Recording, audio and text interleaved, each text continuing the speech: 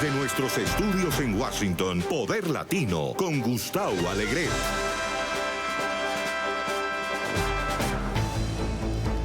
Buenas noches, América. En este programa especial de Poder Latino, hoy les ofrecemos recuperar una conversación sobre libertad de expresión y libertad de prensa en las Américas. Auspiciado por el Diálogo Interamericano y la organización Fundamedios, hace unas semanas se realizó en Washington un simposio que acogió diversas voces sobre la libertad de expresión y medios en nuestro continente. Voces de Nicaragua, de Colombia, de Venezuela y también de Estados Unidos, aunque pueda parecer paradójico, debatieron sobre los límites del poder y cómo este ejercicio del poder intenta muchas veces controlar, manipular, orientar a los medios, cuando no, subyugarlos o cerrarles las posibilidades de comunicar, afectando a la calidad democrática. En este programa especial les invitamos a recuperar esa conversación que tuvimos el honor de moderar con 4 periodistas de referencia en nuestro continente. Bienvenidos.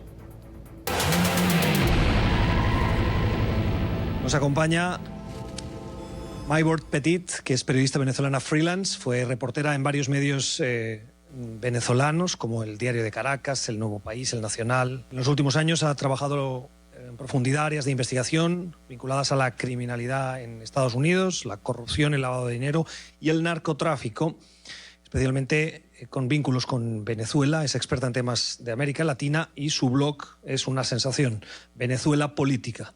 Lo recomiendo vivamente. Su último libro, Cocaína en Miraflores. El título es bien revelador. Carlos Fernando Chamorro es director de El Confidencial de Nicaragua, presidente del Centro de Investigación de la Comunicación, ha sido Knight Fellow de la Universidad de Stanford y profesor visitante en Berkeley. Ha recibido diversos premios, entre ellos el de la libertad de expresión en Iberoamérica, de la Casa América, el premio María Morse Cabot de la Universidad de Columbia y actualmente, por desgracia, está exiliado en Costa Rica.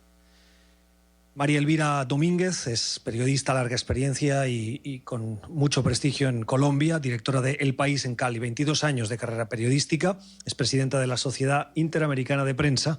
Y Lori Montenegro, buena amiga de tareas periodísticas en Washington, jefa del Buró de Noticias Telemundo en la capital, por lo cual te felicito porque acabas de ser nombrada. Colabora con otros medios de comunicación como NBC News, MSNBC. Fue una de las 100 periodistas hispanas más destacadas en el 2001-2002 y tiene diversos premios, entre los que gusto citar líder latina del Instituto del Comité Hispano del Congreso y del Consejo Nacional de la Raza, el premio Rubén Salazar o el premio Vision de la Asociación Nacional de Periodistas Hispanos. Sin más preámbulos, tenéis todos el micrófono. Voy a empezar con 2 minutos para cada uno sobre el tema que nos ocupa y que nos invita a Fundamedios a responder. Con el hashtag No soy tu enemigo. Maybord, ¿cuál es el impacto de la retórica antiprensa en Venezuela? Es la creación de un mecanismo que va entre la censura y la autocensura, el miedo y el exilio, también la muerte. En Venezuela, como ustedes han podido observar en los últimos años, pero particularmente en los últimos meses, hemos visto una arremetida del régimen contra los periodistas e independientes. Cada día hay menos medios que se atreven a publicar y aquellos que lo hacen pues tienen que asumir todo que es la parte desde el punto de vista legal de la arremetida por los órganos del régimen, pero adicionalmente a ello existe una red que por lo general no se ve y que conlleva a que el periodista tenga mucho miedo de publicar adentro y afuera. Tenemos demandas en los tribunales venezolanos. Por lo general en Venezuela la justicia no funciona, salvo que sea para demandas que están relacionadas con la prensa y que estén interpuestas por miembros del régimen, familiares, amigos o contratistas de las empresas básicas o de petróleos de Venezuela, donde pues sí se le da mucha facilidad y mucha rapidez a los procesos que ellos consideran legales. Y desde el punto de vista externo, pues tenemos una persecución que se utiliza las grandes y nuevas tecnologías para lograr ese objetivo. Hay hackeos, hay una desconexión, lo que conlleva lamentablemente a que la sociedad en un gran porcentaje esté desinformada y no tenga ninguna idea de lo que está ocurriendo en el país. Gracias. Carlos, 2 minutos. Yo he hecho periodismo durante 4 décadas y creo que la relación de la prensa con un gobierno democrático siempre es tensa por naturaleza. Tenemos funciones comunes, pero maneras distintas de hacerlas. Y hay una relación de adversario, de fiscalización del poder y de competencia por la agenda pública. La diferencia con un gobierno autoritario es que el gobierno autoritario de entrada define a la prensa como el enemigo, y en una guerra al enemigo no se le persuade, al enemigo se le intenta aplastar. Esa es la historia de Nicaragua de los últimos 11 años bajo el régimen de Ortega y sus 2 reelecciones consecutivas. Empezó en 2007 calificando a la prensa como los hijos de Goebbels. Yo fui objeto de una investigación por presunción de lavado de dinero y también me acusaron de narcotraficante en la televisión oficial. Nosotros persistimos haciendo periodismo de calidad, investigando corrupción, investigando violaciones de derechos humanos, y cuando el 18 de abril estalló una rebelión cívica y el pueblo se tomó las calles, otra vez la prensa se convirtió en el enemigo. La señora Ortega Murillo, Rosario Murillo, vicepresidenta y la dueña del monólogo oficial, calificó a los que se tomaron las calles como vándalos y a los estudiantes como terroristas y a los periodistas también como golpistas. Y la sabiduría popular de una rebelión le devolvió el sentido a las palabras. Y la gente dijo en las calles, no eran delincuentes, eran estudiantes. Aquí está Lester y otros de los jóvenes que representaron esa rebelión. Y también dijo, vandálicos somos todos, las madres son vandálicas, los periodistas son vandálicos, posiblemente todos los de esta audiencia que tienen simpatía con la verdad también serían vandálicos. El resumen de esta confrontación es que la prensa prevalece. Y hoy yo puedo decir en Nicaragua que la prensa independiente es la institución que tiene más credibilidad después de la Iglesia Católica. Y el monólogo oficial está derrotado, no tiene credibilidad, ni siquiera dentro de sus propias audiencias. Hablaremos ahora de cómo se hace ese periodismo desde el exilio y cómo continúa manteniendo esos niveles de calidad y de servicio a la ciudadanía. María Elvira, la demonización, la retórica antiprensa en Colombia, ¿cómo es? Sí, gracias. Bueno, tenemos aquí 2 ejemplos, diríamos, de los mejores ejemplos de la práctica de la estigmatización en países como Venezuela y Nicaragua. En el caso de Colombia, que tenemos un gobierno democrático, y así lo hemos tenido durante muchos años, pero ha venido surgiendo un fenómeno y es la polarización política que hay en Colombia desde hace unos años o una década para acá. Y eso de alguna manera potencia, digámoslo así, la estigmatización, no viniendo propiamente del gobierno, sino de cualquier persona. Entonces pasamos un poco a mirar cómo cualquier persona puede estigmatizar los medios a través de redes sociales y de las nuevas tecnologías, creando realmente una situación de mucho peligro, ¿no?, para el periodismo y para los medios. Ha sucedido casos como el de RCN, en donde a través de redes sociales lo estigmatizaron de una manera muy, muy importante a finales del año pasado, y bueno, en una marcha estudiantil pues fue arrojada una petaca, digámoslo así, es una bomba, y casi muere el vigilante del edificio de RCN, ¿no?, porque sencillamente eran adeptos al régimen, como dicen esos discursos de alguna manera populistas también que hay de los diferentes bandos políticos que hay en este momento en Colombia. Entonces, sin duda, las redes sociales, Internet, han permitido que se democratice la comunicación, pero también han generado estos ambientes de estigmatización, obviamente de noticias falsas, ¿no? Y lo más importante mirar ahí es que no debemos los periodistas ni los medios de comunicación quedarnos callados en ese sentido. cualquier síntoma de estigmatización, cualquier síntoma, cualquier frase que circule a través de redes sociales o de internet debe ser denunciada, porque es sencillamente un aviso.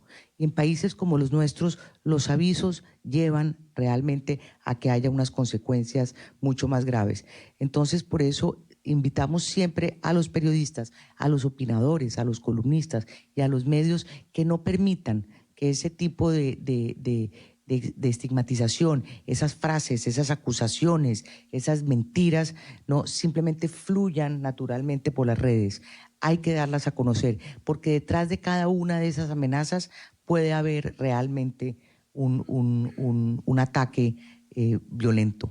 En aras de la transparencia, NTN24 forma parte del grupo al que también pertenece el medio de comunicación que cita María Elvira, que es el grupo RCN de Noticias RCN. Lori, hablando de polarización, si hay algún país que se ha caracterizado en los últimos 2 años por acentuar esa polarización es sin duda Estados Unidos. De acuerdo con todo lo que han dicho mis colegas aquí, es cierto, Estados Unidos, la prensa siempre ha estado bajo ataque, ¿no? Esto no es algo nuevo en Estados Unidos. Lo que es nuevo es el nivel del ataque, es quizás hasta, podemos decir, la agresividad de ese ataque. Y creo que quiero comenzar con algo que usted termine, y es que el peligro aquí no solamente es que se trate de censurar a la prensa o intimidar a la prensa para que no haga su trabajo, sino es que comienza a convertirse en algo que es normal, a donde simple y llanamente aceptamos de que hay una persona que dice que la prensa es el enemigo del pueblo y nadie alza la voz ya para decir y retar y decir eso no es así, eso no es cierto. Tenemos un rol en la sociedad y el público es el que tiene que decidir qué es lo que tiene que creer o quiere creer. Por otro lado, creo que uno de los peligros de todo esto es que la prensa está en su nivel de aprobación, está en un nivel más bajo que nunca hemos visto aquí. Y entonces, como no hay confianza con la prensa tradicional, lo que las personas comienzan a hacer es acudir a las redes sociales y a métodos no tradicionales de información y creen ahí todo lo que se dice. Hay un ejemplo acá, el caso creo que el hombre que era el dueño de una pizzería que creía algo sobre Hillary Clinton, que era totalmente falso y absurdo, pero él lo creía. Y ahí es a donde está el peligro. Gracias, Lori. Todas las intervenciones han tenido un punto en común y es la referencia al comportamiento de políticos en democracias y autócratas en relación con la prensa. ¿Qué opináis de esos comportamientos que son iguales en ambos casos? Que la prensa gustamos criticar a los autócratas, pero que cuando vienen de políticos en democracia, tal vez la primera reacción es no ser tan críticos como lo hubiéramos sido criticando a los autócratas, y abrimos la puerta a lo que Lori decía, que es como naturalizar esa relación de tensión. Sí, ciertamente, porque consideramos muchas veces que en democracia los políticos o los actores políticos como tales deberían tener un comportamiento mucho más acorde a justamente la línea de la libertad, pero no es así. Lamentablemente creo que dentro de los procesos de conflicto que se están viviendo en el mundo y particularmente en los sistemas políticos se ve una especie de depreciación del liderazgo político y de los actores que hacen de gobierno y se van hacia una línea autoritaria. Tenemos muchísimos ejemplos que podemos ilustrar y que el periodista como tal vez por las reglas que todavía persisten, no se atreve a directamente trabajar y decir hasta qué punto este individuo, estamos en democracia, lo podemos escrutar de la misma manera que podemos hacerlo o que no podemos hacerlo, pero quisiéramos hacerlo en un régimen autoritario como por ejemplo Venezuela, Nicaragua, etcétera. ¿Hasta qué punto nosotros mismos lo estamos permitiendo como periodistas? Y cuáles son esas líneas, esas fronteras que son muy cortas entre lo que va de la función que tenemos de escrutar en estos sistemas aquí en los Estados Unidos, particularmente que se presenta en este momento determinado este aspecto, y creo que la prensa tiene la responsabilidad directa de establecer esas líneas y de seguir manejando los criterios como si estuviéramos frente al poder, y el poder no tiene en estos momentos una diferencia, sino que tenemos que escrutar. Algo que yo quisiera señalar y que yo creo que está ocurriendo cada vez más es el hecho de que cómo ha cambiado la forma en que las personas reciben las noticias y cómo se producen las noticias en Estados Unidos. Yo creo, y mucha gente no le gustará que yo diga eso, pero yo creo que una de las peores cosas que nos pasó fue el cable. Ese ciclo de 24 horas de noticias fue, creo que ha sido muy dañino. Dañino en el sentido de que no se dan noticias, sino nos ponemos a analizar noticias. Entonces hemos cruzado la línea, que yo creo que es muy importante que haya esa división. En ese sentido, con eso dicho, creo que muchas veces a lo que tú te referías es que los periodistas, por tal de conseguir de que ese senador, de que ese político, de que esa persona que ellos tanto quieren entrevistar llegue a ese programa, llegue a esa cadena, lo que hacen es que no son tan agresivos.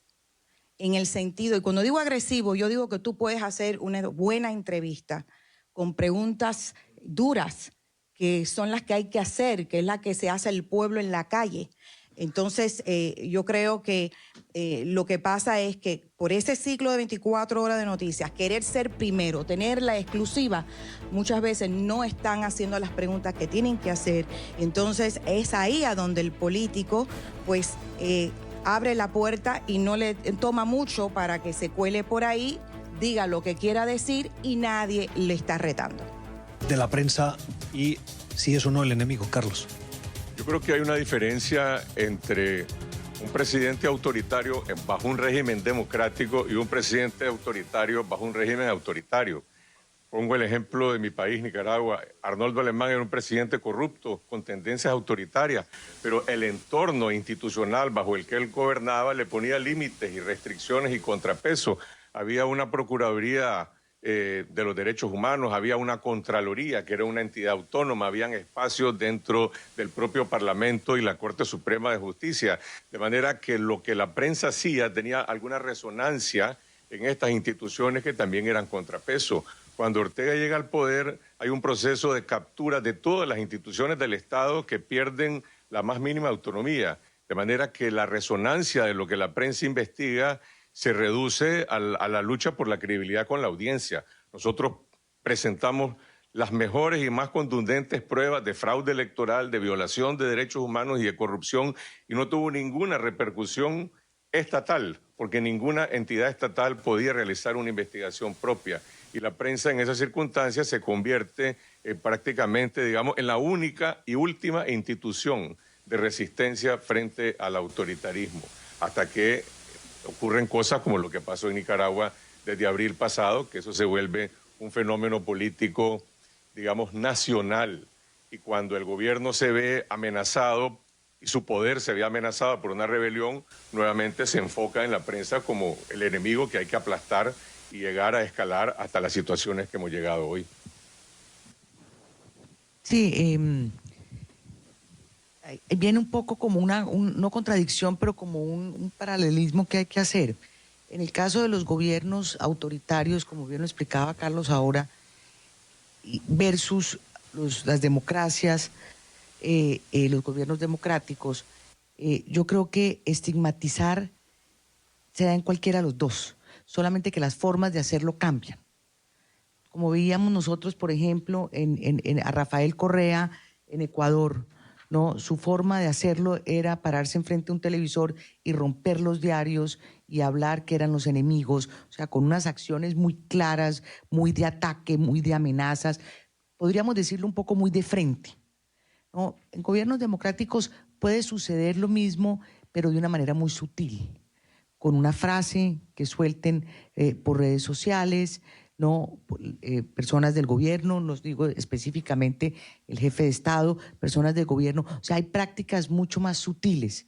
Es ahí donde entramos a mirar si eso es estigmatizar o no. Y tenemos que partir de la base de que todo lo es. cualquier cosa que se diga contra la prensa y los medios independientes y los periodistas, ¿no? Debemos tomarlo como algo que está atacando. Tenemos que ir un poco más allá. No estoy diciendo tratar de volvernos necios en el sentido que todo lo que se diga, no, pero sí tenemos que ser muy cuidadosos con eso, porque no es necesario sencillamente ver cómo rompen nuestros medios o cómo atacan de una manera grosera, de frente, agresiva, con violencia, sino también hay otras formas de ataque muy sutiles que hay que buscarlos, hay que encontrarlos y hay que denunciarlos igualmente. Puedo agregar algo, no es solamente lo que se dice sutilmente, yo le quiero dar ejemplos de acciones que se toman.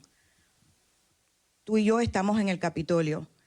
Hay ahora menos lugares en el Capitolio donde tú te puedes parar con tu cámara y tu micrófono y un reportero poder hacer una entrevista. Incluso está prohibido hacerlo hasta con tu teléfono celular. Eso no hay que, esa es la otra forma, o sea, son acciones que están tomando. Eso está ocurriendo en el Capitolio de los Estados Unidos. ¿Por qué? Porque los congresistas, los senadores, tanto demócratas como republicanos, empezaron a quejarse con lo que aquí se llama House Radio and TV Gallery o Senate Radio and TV Gallery. Empezaron a decir que la prensa los estaba acosando, que le caíamos atrás. Entonces, no quieren eso. Ellos tienen sus túneles por donde ellos pasan, donde ya nosotros no nos podemos parar, a donde nos podíamos parar antes. O sea, no solamente son palabras, sino se está viendo en cuanto a acciones, en cómo tú nos limitas a dónde podemos llegar a preguntarle a esta persona, que es una persona que toma decisiones para el pueblo estadounidense, puede ser entrevistado. Y no siempre están muy amenos a que tú los vayas a entrevistar a su oficina, ni están disponibles, y menos el secretario de prensa te contesta una llamada. Lo llamas a las 9 de la mañana y te contestan a las 5 de la tarde. ¿Cuáles son las consecuencias de esta estigmatización y la naturalización de la misma, particularmente en democracias? Ya no digo en autarquías, pero en democracias. Maybord. Las consecuencias son definitivamente que la sociedad está perdiendo información, se le da importancia a la información que viene muchas veces no verificada, por ejemplo, en las redes sociales, que son un gran aliado para algunos casos, pero para otros casos no. Se señala justamente el manejo de la falsa noticia, que en buena medida pues está propiciada por el interesado, y ese interesado en muchos casos es el mismo poder que utiliza los nuevos mecanismos y las nuevas tecnologías justamente para atacar la credibilidad. Y la consecuencia va justamente también para los periodistas que están perdiendo un terreno. Hay muy pocos países en los cuales los medios se han venido valorando. Hay informaciones que revelan todo lo contrario, pero los medios independientes y el periodismo de investigación que produce evidencias y que presenta, en muchos casos se ha fortalecido en todo este proceso. Y ahí sí vamos, ¿no? La prensa definitivamente independiente tiene que seguir luchando por esos espacios que vienen siendo reducidos. Loli hablaba del tema, lo hemos incluso los que nos encargamos día a día de revisar, hasta se nos está ahorita acortando el número de preguntas que podemos hacer.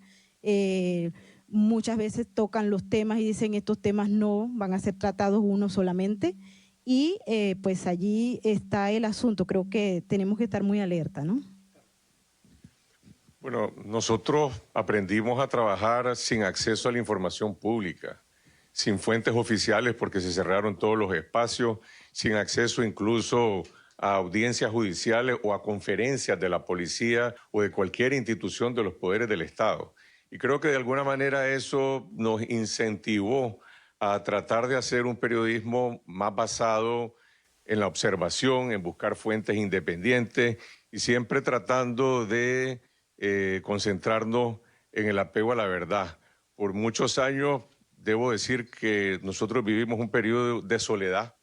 Yo decía en broma con mis compañeros, si aquí somos cuatro gatos como los pelagatos de Ecuador, igual posiblemente en una circunstancia en la que uno sentía que las denuncias, las investigaciones y lo que la prensa producía no tenía resonancia, pero posiblemente alguien estaba escuchando, estábamos sembrando credibilidad y eso, los resultados de eso pues se están viendo ahora. Una de las experiencias que me llevé y que siempre recuerdo cuando tuve que cubrir una semana los altercados, la rebelión en Nicaragua, fue que cuando acudí al final del día a las redes sociales y explicaba lo que habíamos hecho, porque no quería explicarlo en el momento para evitar cualquier tipo de repercusión, utilizaba o buscaba los hashtags que forman parte del diálogo. Y siempre había dos, SOS Nicaragua y Nicaragua quiere paz. Y los ponía los dos.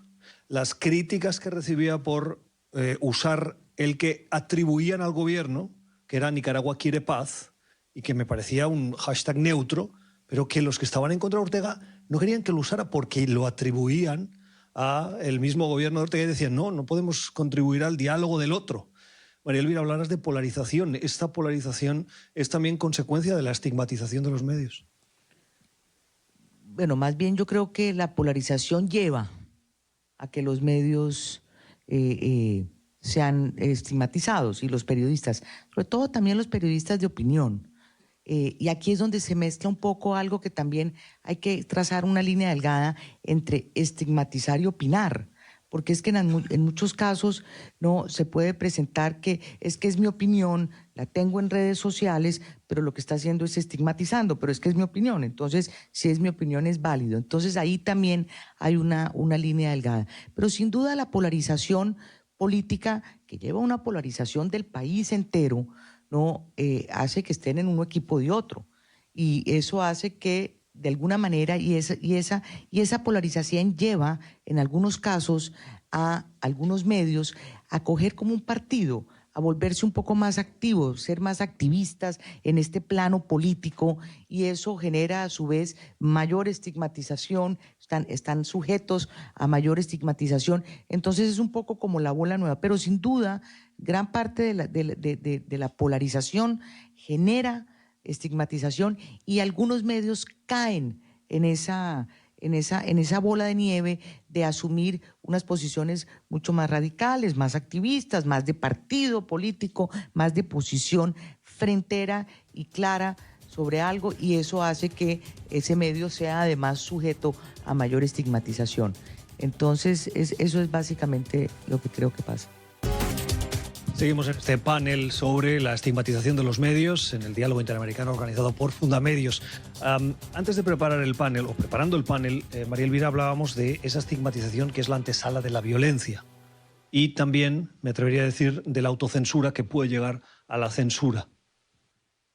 Bueno, en Colombia, ¿por qué un mensaje estigmatizante o que ataca en Colombia puede convertirse en un hecho violento?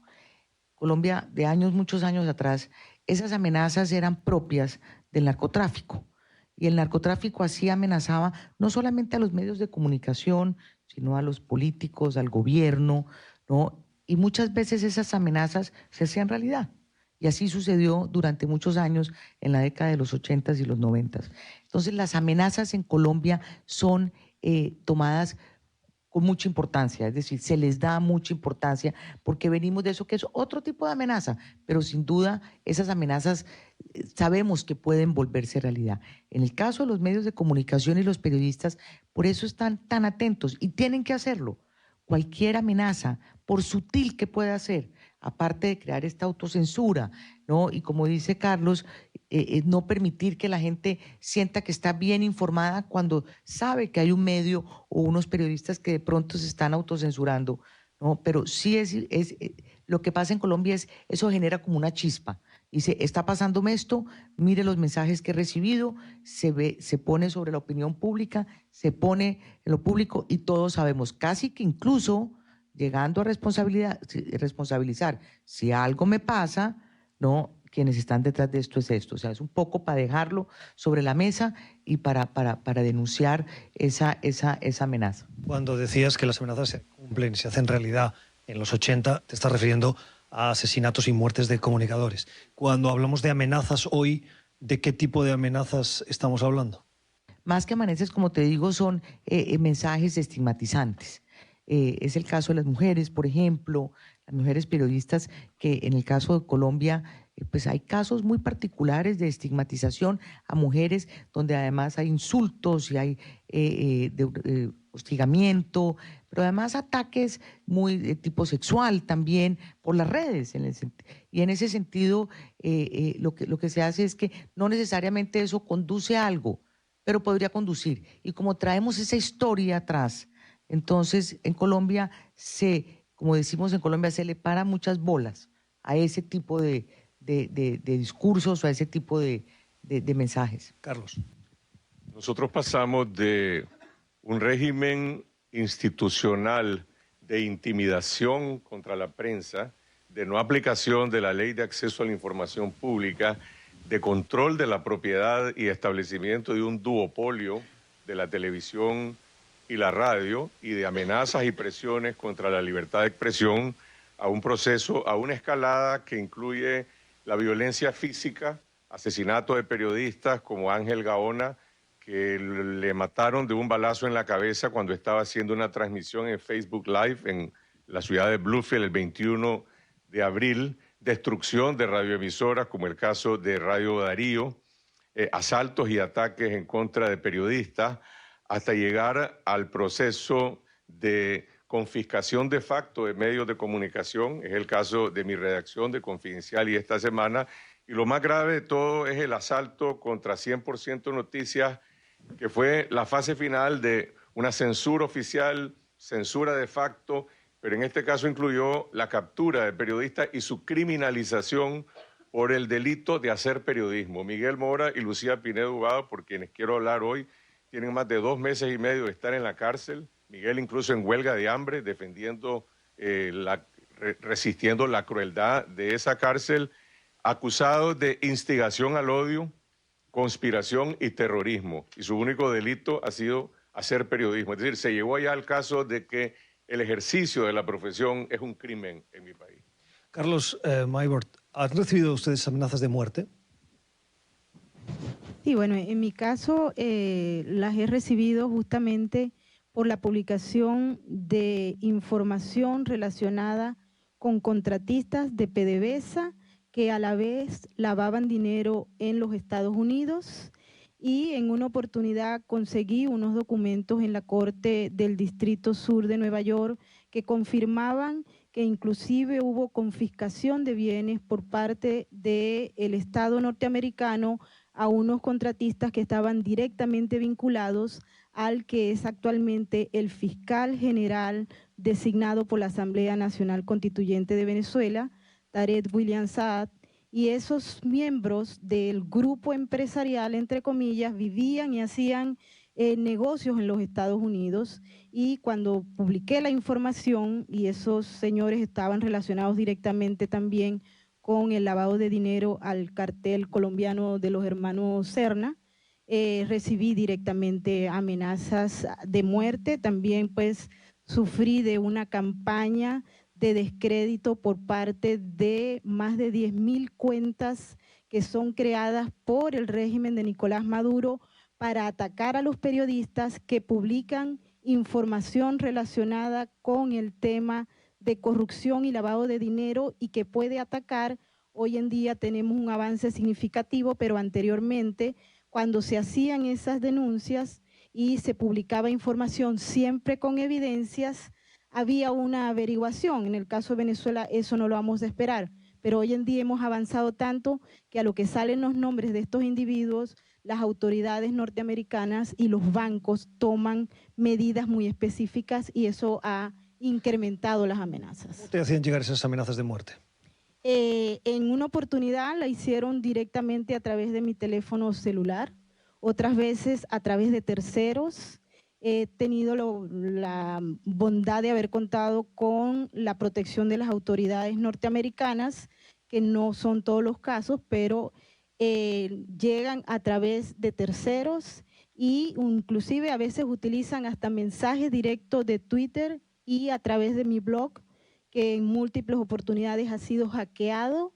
Cuando se me dice eliminas el artículo o te quedas sin blog, he tenido oportunidad, inclusive estuve hasta 1 mes y medio sin poder localizar los artículos, puesto que habían desaparecido. Así que es una lucha constante y permanente, y también, antes de cerrar, a través de firmas de abogados que envían cartas amenazantes, implicando demandas judiciales, cosas que no se concretan, simplemente son amedrentamientos para que se eliminen los artículos. Al más puro estilo de Michael Cohen. En Nicaragua lo que se vive hoy, yo diría que va mucho más allá de las amenazas que enfrentamos los periodistas y la represión que enfrentamos los periodistas. Es un fenómeno indiscriminado contra cualquier ciudadano que haya tenido participación en un movimiento nacional de protesta cívica que al final demandó tres cosas. Demandó reformas políticas para hacer elecciones libres, demandó la renuncia del presidente y la vicepresidente y demandó verdad y justicia. Para el régimen que ha impuesto en Nicaragua hoy un estado de sitio de facto, que no ha sido establecido por la ley, eso equivale a terrorismo, eso equivale a un golpe de Estado. Es decir, un gobierno que ha conculcado las libertades alega que el reclamo ciudadano, el derecho de petición, es un golpe de Estado. Por lo tanto, hay una campaña sistemática de intimidación a través de las redes sociales, amenazas directas contra mi persona, contra mis colegas periodistas de Confidencial que están en Nicaragua, que recibí mensajes en tu celular que dicen sabemos dónde está y en lo que te toma sacar la llave de tu cartera te podemos capturar. Bueno, el que te va a matar posiblemente no da tantos detalles de cómo te va a matar y cómo te va a capturar. Yo creo que eso es una combinación de intimidación y amenaza, pero sí es un régimen de terror permanente. Lori, en nuestro trabajo en los últimos 2 años sí hemos vivido, no ese tipo de amenazas, gracias a Dios, pero sí un incremento de la tensión con ciudadanos, y tienes además 2 experiencias que me gustaría que compartieras. Así es. Por ejemplo, Gustavo me estaba preguntando que si alguna vez había sentido yo miedo, y le dije sí. Últimamente, por ejemplo, cuando hacemos los tiros en vivo, nos paramos con el famoso live view y nos paramos en la esquina, hacemos la intervención. Y en 2 ocasiones he tenido personas que han estado gritando, se han acercado, no saben ni siquiera de qué estoy hablando, y se han acercado y uno se queda como paralizado porque te han venido encima y después esquivan y se van. Te hablan con palabras que no voy a repetir aquí, y entonces eso es como una guerra psicológica, porque entonces cada vez que te paras en una esquina, si alguien pasa y pita, tú saltas, siempre estoy mirando hacia atrás porque ya no sabes qué esperar. Y lo otro fue en el 2016, durante la Convención Republicana, hay unos desayunos que hacen por la mañana con cada estado, ¿no? Entonces, lo que le llaman los state meetings. Entonces, fuimos al de Texas y me quedé totalmente anonadada, por decir una palabra muy cubana, cuando tratamos de entrevistar a algunos de los delegados que estaban ahí, y eran delegados latinos a los cuales nos acercamos, y simplemente me dijeron que no iban a hablar con nosotros. Nosotros no hablamos con Telemundo. Ustedes mienten. Ustedes solo quieren hablar de inmigración. Y fue tajante, y de hecho, cuando nos acercábamos a otras personas que a lo mejor sí nos iban a hablar, ellos llegaban y le decían, no hablen con ellos. Don't talk to them, no hables con ellos. Ellos van a malinterpretar tus palabras. La entrevista no va a ser no va a resultar con lo que tú quieres decir, sino con lo que ellos quieren interpretar. Entonces, quiero compartir algo aquí. Colegas de la Casa Blanca, que me han dicho que por primera vez las cadenas grandes le han puesto seguridad, bodyguards, guardaespaldas a los corresponsales que van a cubrir estos mítines políticos, y ellos me han dicho que algunos han sentido temor Creo que es bien triste cuando llega un momento, y creo que es triste para Estados Unidos porque este país ha sido la vanguardia en cuanto a la libertad de prensa, del derecho al periodista. Y creo que es triste cuando tú tienes un colega que te dice que cuando ellos abren esa reja de la Casa Blanca, y aquí hay muchos que han estado ahí, miran para los lados antes de seguir su camino para ir a su casa. Eso es triste y eso es lo que estamos viviendo aquí. Seguimos en este panel con Marbord Petit, con Carlos Fernando Chamorro, con María Elvira Domínguez y con Lori Montenegro. Lori, hablabas, y creo que también Marbord, sobre el papel de la justicia y si ese proceso judicial es o no independiente, que tiene que dar esa protección a los periodistas. Una justicia que hoy en los regímenes autoritarios o autocráticos, por no decir que está debilitada, en muchos casos ni existe. Sí, ciertamente, bueno, en el caso venezolano no existe, porque la prensa es enemiga del régimen y por tanto lo único que funciona es cuando uno, miembro del régimen, ataca a la prensa, lo lleva a los tribunales y los demanda y los sentencia. Ya hemos visto varios medios de Venezuela que han sido sentenciados a pagar montos muy importantes que los llevan inclusive algunos a la quiebra, justamente por publicar información. Tenemos un caso muy emblemático que es el de Diosdado Cabello.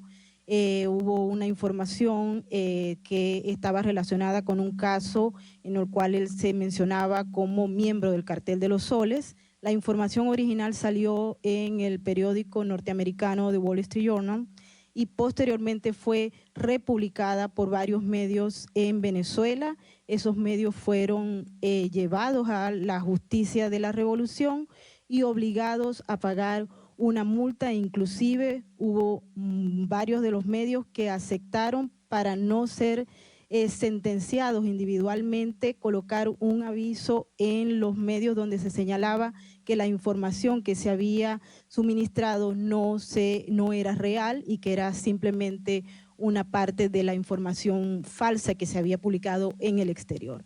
Eso te da más o menos una visión de lo que hay. Yo fui demandada por un familiar de los sobrinos de la pareja presidencial actual, Nicolás Maduro, porque ellos fueron procesados por delitos de narcotráfico en Nueva York. Yo cubrí el juicio y posteriormente publiqué un libro y en estos momentos esa demanda está en los tribunales aceptada y pues como no estoy allá no me han sentenciado desde afuera, pero muy probablemente ocurra y así pasa con varios colegas. Armando Info, por ejemplo, que publicó información sobre las cajas del hambre, las cajas CLAP, y ellos están viviendo en el exilio producto de una aplicación de la justicia selectiva y de un concepto que definitivamente no tiene nada que ver con lo legal. Probablemente esto da explicación o respuesta a lo que explicaba Jorge Ramos en la reciente intento de entrevista que le concedió Nicolás Maduro y que terminó abruptamente diciéndole: si usted fuese venezolano, respondería ante la justicia, si es que esto se puede llamar justicia. Sí, pero definitivamente no, y cada día son más los problemas.